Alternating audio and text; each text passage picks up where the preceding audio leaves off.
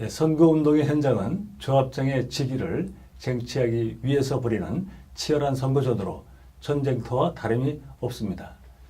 선거운동의 현장에서는 상대 후보, 핵심 측근, 또 조합원의 임직원, 영농 관계자, 조합원, 선거기획사 등은 다양하고 복잡한 지위를 가진 사람들이 역동적으로 얽히면서 서로 다른 다양한 이해관계가 충돌합니다. 그렇기 때문에 이러한 선거 범죄의 현장에는 불법 사유와 위법성 배제 사유가 복잡하게 존재합니다.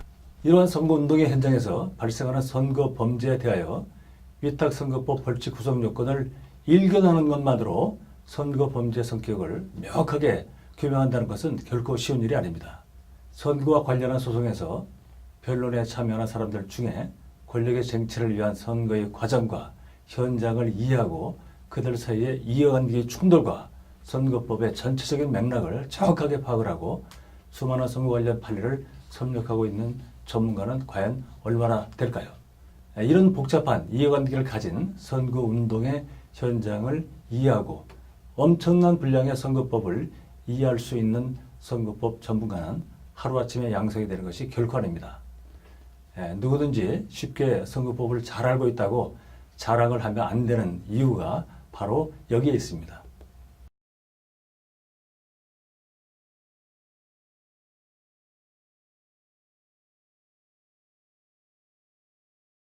일반 범죄와 다르게 선거 범죄는 그 구성 요건이 대단히 복잡합니다.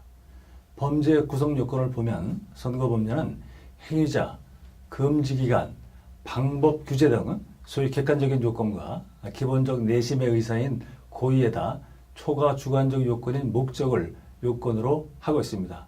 조금 어려운 부분입니다만은 내심의 의사가 두 개인 셈이고 이것을 법리적으로 설명을 해야 합니다.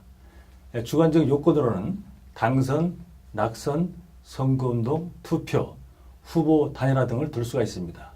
이런 목적이 있었다는 것이 법리적으로 설명되지 못하면 범죄가 성립하지 않는 것입니다. 다음으로 중요한 것이 선거 범죄는 다양한 위법성 배제 사유, 즉 정당화 사유가 존재하고 있습니다. 이것을 올바르게 설명할 수 있다면 선거 범죄는 부정될 수도 있습니다. 이것을 명확하게 법리적으로 올바르게 설명하기 위해서는 복잡한 선거 현장을 정확하게 알고 있어야 합니다.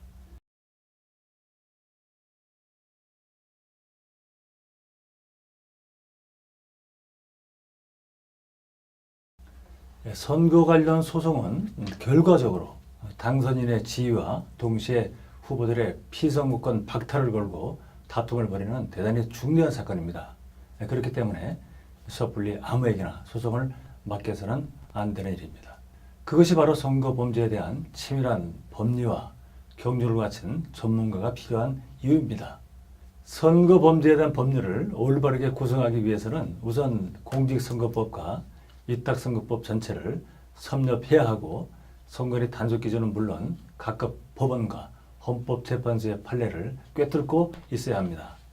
다시 한번 강조드리지만은 위탁선거법을 해석하기 위해서는 공직선거법에 대한 이해는 필수 조건입니다. 공직선거법은 자그마치 35문제에 이르고 선거법의 전체 내용이 각종 선거 범죄의 구성 조건에 해당한다고 이해를 해야 합니다.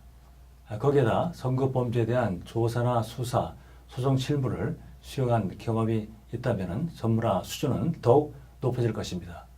선거 관련 소송을 수임한 다음에 선거법을 공부해서는 해결될 일이 절대로 아닙니다. 이렇게 선거 현장에 대한 체험과 축적된 경륜을 가지고 있는 전문인은 대단히 희소합니다.